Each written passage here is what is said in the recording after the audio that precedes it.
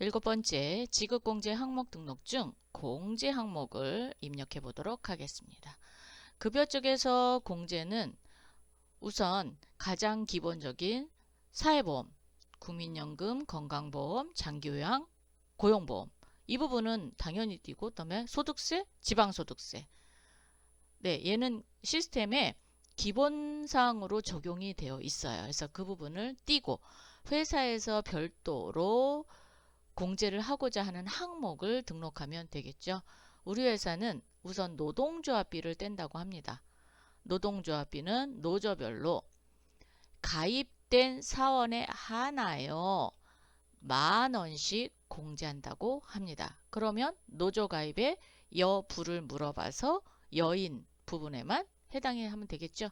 네, 그렇게 한번 등록해 보고 복지 차원에서 대출금이 있었나 봐요. 즉 사내 대출기금에서 무이자 또는 뭐 저리로 대출받는 그 경우에 급여에서 일정 금액을 원금 포함해서 이자를 상환하도록 우리가 프로그램에 세팅을 해야 되잖아요.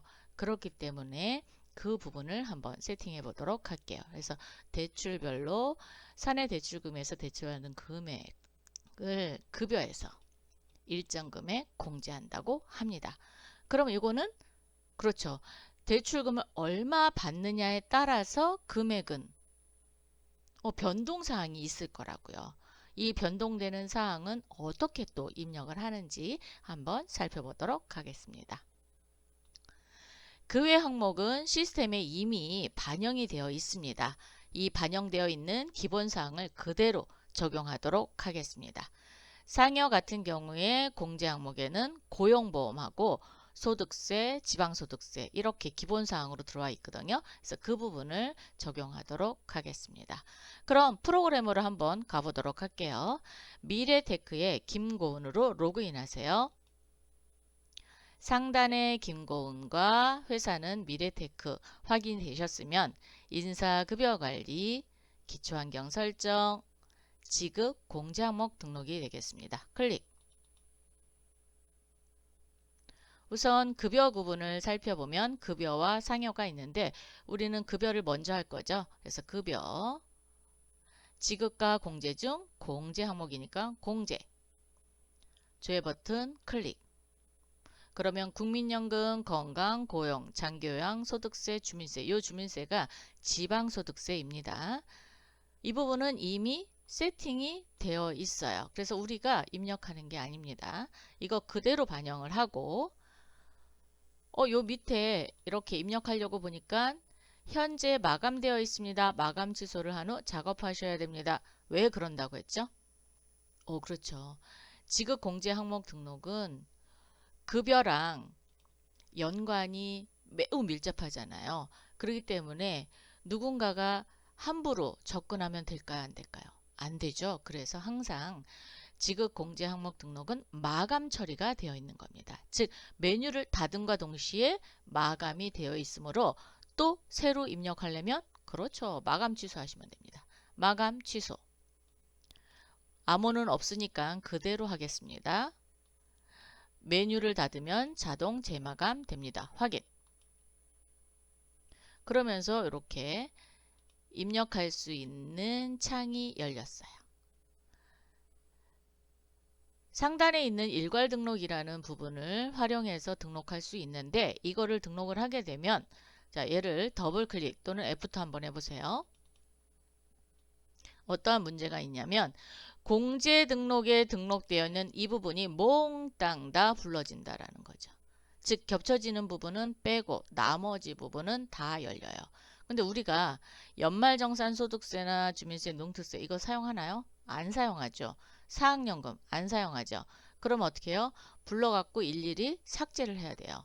삭제하는 것보다는 우리가 필요로 하는 공제 항목을 불러서 등록하시는 게 훨씬 더 유리하다라는 거죠. 그래서 우리 노동조합비 S30 부르겠습니다. 자, 이렇게 해서 노동조합비 불렀습니다. 노동조합은 가입된 사람만 만원 공제한다 그랬으니까 무분류가 아니라 그렇죠. 분류. 그리고 노조별 선택하시면 됩니다. 1순위에 와서는 어떻게 해야 될까요? 더블 클릭해서 자, 부를 공제하나요? 열을 공제하나요? 열을 공제해야 되겠죠? 그래서 금액으로 10,000원. 자, 금액을 처음에 칠 때는 아이고, 제 거는 다시 쳐볼게요. 처음 칠 때는 뭐가 안 나와요? 컴마가 안 나오죠. 그런데 입력하고 난 다음에 다시 조회를 하면 이렇게 컴마가 보이죠. 반드시 여러분이 이 공을 잘못 입력하실 수도 있어요. 그렇기 때문에 항상 입력을 하고 확인을 꼭 하세요. 우리는 현재 세 자릿수마다 컴마를 찍는 거에 익숙하잖아요. 그래서 쉽게 알아보실 수 있습니다. 그래서 반드시 확인하는 거 놓치지 마세요. 자, 이번에는 대출금 공제 한번 가볼까요? 더블 클릭 또는 F2 하셔서 여기 S40에 대출금 공제가 있습니다. 클릭하신 후 그렇죠. 얘도 분류를 해줘야죠.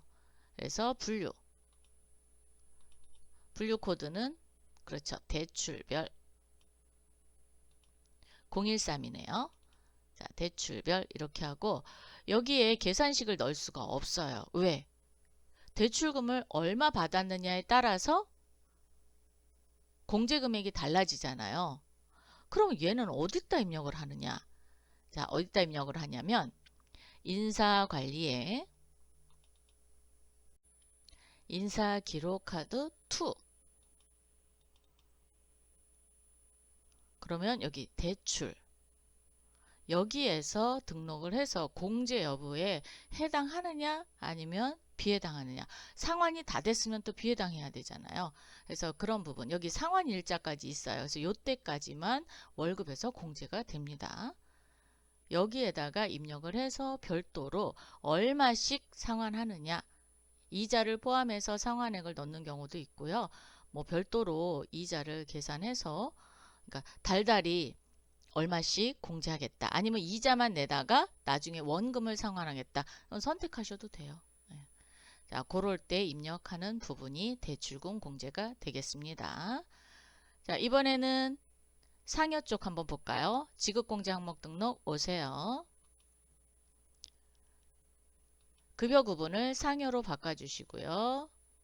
그리고 공제, 조회. 그러면 고용보험, 소득세, 주민세, 지방소득세죠.